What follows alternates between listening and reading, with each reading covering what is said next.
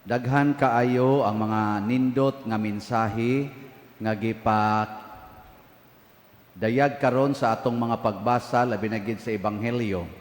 Apan ang para nako ang usas pinakanindot nga mensahe nga gikinahanglan sa kay nato rong panahona sa tibuok kalibutan kinig yung power of prayer.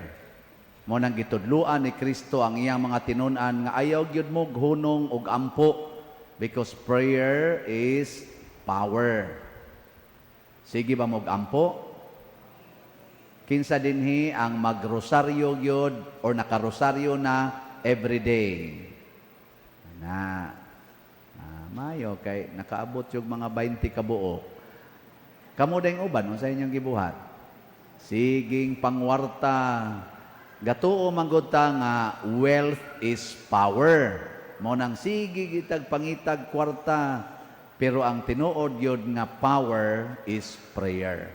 Tanawa diri sa atong ebanghelyo, niingon si Kristo na ay usa ka huwes nga di gyud maluoy og tao, wa say pagtahod sa Ginoo, pero sa siging pangamuyo sa byuda natandog ang iyang kasing-kasing.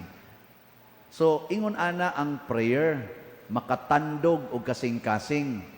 Pero ang atong pagsigi o kanaganing baliwala sa pagampo, mawagtang ang atong mga kaayuhan. Di matandog ang kasing-kasing, mubato ang kasing-kasing. Ikaduha, ang pagampo, matud pa sa atong first reading, makabuntog og kaaway. Gani kining atong santos nga rosaryo, karon month of rosary maron, October 7 ang iya anang kasaulugan tungod ni adtong gubat usab sa mga Kristiyano kontra sa mga pagano ni adtong mga tuig wa ko kay baon sa tong tuiga. Mura man ting itog 1500s man siguro to nga naggubat dito sa Europa, dito sa Lipanto ang Kristiyano ug ang mga Turks unya kay dihado mga Kristiyano sa gidaghanon, dublihon sila, tripolon pa, sa armas, lupig sad sila, nya naval man to nga kaning gubat, sa mga igugubat nga mga sakyanan sa dagat, lupig yun ang mga Kristiyanos. Magampo bitag rosaryo, horot og atras ang tanang ko kaaway, daog sila. Nya mao sa nahitabo ni Moises, diri sa unang pagbasa, ligon kay ilang kontra. Nga naman, gingharian gud to, manggugubat gud to, mga Amalikanhon. Pero sila nga nagpanaw, di man sila manggugubat, mga slaves man to sila sa Ehipto. Nya nagpanaw padong sa Promised Land. Pero kay na may kaaway, makig-away. Ang sa may gibuhat ni Moises, nagbarog or naglingkod dito sa bungtod, nya og iisa niya ang iyang sungkod nga hinatag sa Ginoo, mudaog sila, nya iyang ipaubos, kanang maluya iyang bukton, mapildi sila. Pasabot atong pag-isa, mauna ang pag-ampo. Ampo. Mauna. Karon, unsaon man pag-ampo, nga kanang tinuod yung ampo. Hibaw mo? Kay nara ba sa iba nato, ampo-ampo lang. Ang tinuod nga pag-ampo, mao kini, tinukmod sa pagtuo, dili sa kahadlok. Kay uban gud nato, muampo basta nanay kahadlokan, mutik og board exam, bar exam, hadlok mahagbong, ampo, hikap sa tanang mga santos, hikap yun. Tanang mga pari nga murag ilado-ilado, pahikapon gyus kay lagi haron lang yun, mabright. Nya inig kahagbong, pasangin lang ding pari. Wa man to'y ayo to pari hagbong manoong ko. Nya katong ni pasar dito sa laing lugar, to ay pari ni hikap, kadto sunod ni mong take og board, kato'y pahikapa. Ayaw nang padersyano, kay bati, kay nagkuhan, wa na ayo. Sige ra nagpamaligyag slot diha, wa na ayo. Nasa iuban, ingon palit og slot, kay muna, munindot gina imong negosyo. Ano ba? Naidaghang namalit og slot kay aron kuno munindot ilang negosyo unyag maalkansi mga hunong nagpalit di na maayo. Nihupas na ng power anang slot padersyano. Dili oy pagtuo. Mo na ningon si Kristo, ang inyong amahan nga tuas langit muhatag yun, pero duna pa bakay pagtuo nga makit-an nako inigabot na nako dinis kalibutan. Naa pa bakay pagtuo. Nya unsa man ning pagtuo mga igsoon? Ang pagtuo mao ang pagdawat nga ang pulong sa Ginoo. Ang pulong sa Ginoo mao gyoy insakto. Wa gyoy dautan sa pulong sa Ginoo. Muna sa ato ikaduhang pagbasa, niingon diri si San Pablo ngadto ni Timoteo, gamitan ning pulong sa Ginoo sa pagbadlong, sa pagtudlo, sa pagdasig, sa to napamutoy gibuta. Limot man ko ato dalian ako bugo-bugo manggugkog yun. Mao na malimot dayon or tiguang na bakaha. Mao ni pag mapuslanon kini alang sa pagtudlo, sa kamatuoran, pagbadlong, pagsaway, pagtudlo, unsaon pagkinabuhing matarong.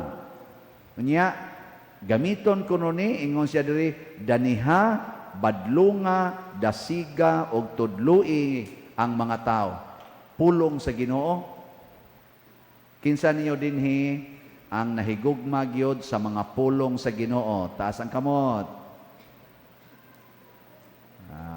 Kasagaran na ba na ito higugmaon? Pulong sa artista. Inigingos artista, kolore inyong buhok. Kolor sa dayon. Igingos Ginoo nga, higugma imong kaaway. Sulinga din naman. Inig-ingon sa mga artista nga tanawan ninyo ang TikTok. Nindot kayo tanawon. TikTok sa dayon tantanan. Ana, kita na ba mugpari nga nag-TikTok? Na? Ana asa di ay? Ambot ni Father Edgar nag-TikTok baka niya, Father Christopher baka noon. Kita na mugmadri nga nag-TikTok. Na asa di gyapon. Sige kono, lingi ako no imong tupad ing na mo TikTok saga. Pamutad. Siging TikTok. Ako magdagan sa daan baka nang sakyanan. Daghan ko makit-an mga batanon maglakaw sa daan, sigig piyad-piyad sige na ana-anas kamot nako gaunsa dali nga TikTok na pa din. Kusa ko din lagi buhat diha. Siging warawaras kamot. Pero wa gyoy gasigig dag rosaryuhan. Wa gyoy gasigig basa sa Biblia. Nga naa diha ang tinuod nga kaluwasan. Naa diha ang inspiration. Padanglitan, asawa ka, gibuwagan kas imong bana, kinitipon siyang kabit. Unsa may imong gamiton? Pulong sa Ginoo. Unsa may pulong sa Ginoo? Sa kasakit ug sa kalipay. Sa sakit ug sa maayong panglawas. Sa tungusa? Sa kahamugaway ug sa kapitos, hangtod ang kamatayon, mubulag ka nato. Mingka imong bana day, buwagi na lang na kay tunam nas lain. Mingka wap ama na mamatay. Nya hangtod mas kamatayon, ako man siyang unungan. So ako gyapon siyang higugmaon kay buhi pa man. Mao na magampo lang ko nga mamatay siya. Adili na magampo lang ko nga makaamgo siya. Himo sa iampo nga mamatay nga wala gisugo sa Ginoo nga iampo nga mamatay.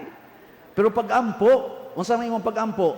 Naiuban, nagsigig text na ko na, pa ko kahumagbasa gani sa mga text dito, magpatambag ba? Kasagaran gyud padir tambagi ko. Unsaon man ninako akong anak porting tapulana, sige nalagduwa aning cellphone, dagko ra ba kay kaon padir? Nya hugawan pag yung kaayom. Unsaon man ninako padir? Tabangi taong kog ampo nga mausab unta ni sila. Nako ako dayon tiksan, nako di ko mo ampo nga mausab. Ang akong iampo nga ikaw unta makadawat anang mga tapulan kana mga dagkog kaon nya bugo pag yung kayong pa eskwelahon nya hugawan reklamador dali pag yung kayong magsapot nga makadawat unta ka ana kana bang makaingon unta kaniya nothing gonna change my love for you. Kana unta mo na itong iampo mo na ligunon dayon ta ana kay ngano man ang atong kaaway dili Amalikanhon kundili si Satanas. Si Satanas mubiktima na sa mga tao nga minos og pagtuo. Kanang imong anak nga buangon na biktima na siyawa. Kanang imong anak nga adik, na biktima na siyawa, kay wasa na ampo-ampo. Kanang imong bana nga tuanan na siyang kabit, na biktima na siyawa. Kanang imong asawa nga siging kuyog sa pari, gi-inspired na sa Holy Spirit. Di ba? Eh sige magkuyog sa pari. Adto na gud mo higda sa kwartos pari. Di ba to ba? Inspired by the Holy Spirit. Oy ba? Gyapon na ayo. In short, ang nakasala na biktima sa yawa. Nya ikaw nga wa makasala, pag-ampo nga malig-on ka, nga dili ka matumba sa iyang sala. Di ka matakdan. Nga naa kay strong immunity. Nya unsa may atong shield prayer. Gisuway ninyong paminaw ang pulong sa Ginoo. Di ba ang unang isulti ana, pag-ampo nga walay hunong. Nya ighuman nimog ampo, dili lang ka magsigig pangayo, maminaw sa kas Ginoo. Nya ang isultis Ginoo igpaminaw nimo, moingon din ang Ginoo, dasiga ang imong isig kataw. Nya min kaunsaon pagdasig Lord, hatagi sila sa ilang gikinahanglan. Kung nagkinahanglan sila gugma, higugmaa. Kung nagkinahanglag bugas, hatagig bugas. Kung nagkinahanglag agianan, tagaig agianan nga nindot. Guba inyong koral kay nakahuot nas agianan. Kung ang imong sakyanan, sige kag parking diasdan, nga di na hinoon sila kaagi, na one way na hinoon na ang two-way, hala, ibaligya imong sakyanan. Unya, ang halin Lord, ipalit og slat. Dako pa kay kuwang ang slat ni Padre Siano. Di ba? Ang tanawa, og sundo na nimo, pagka malipayon sa kinabuhi, pero sige yun, parking gidiha. Di ba magyaw-yaw na kada moagi, animal sa nimo, pitos na kayo nini, na mutanaw nimo ba, may ratag masunog mo nimo, mo. Magyaw-yaw, sigihan kag libak, no? Pero kanang imong silingan, ang agianan, pitos kayo, nya iatras nimong mga 2 meters ang imong koral, hangtod nga wa na mo'y agianan dito sulod, na imong balay ba? Nya pitos na kay mo, pero agiana na ang inyong atubangan, muana ng inyong mga silingan. Hala no, murag gid sila Ginoo. Nga naman, isa, tanawa, hapit na sila di kaagis ilang pultahan, kay napiit nagmaayo. Kita na sa dinhi maoy luag ka istanan. Nya, moingon dayon na sila, day, huot naman kay na inyo agianan, di naman na maabli inyong pultahan diha. Ingon ka, ay, okay ra gyud og magkalisod mi, basta kamo hayahay lang. Ingon dito imong mga silingan, sana all. Di ba? Nya, masawan, sunod mo na, dili. Ang musunod, manindog ta. Nagato ako sa Dios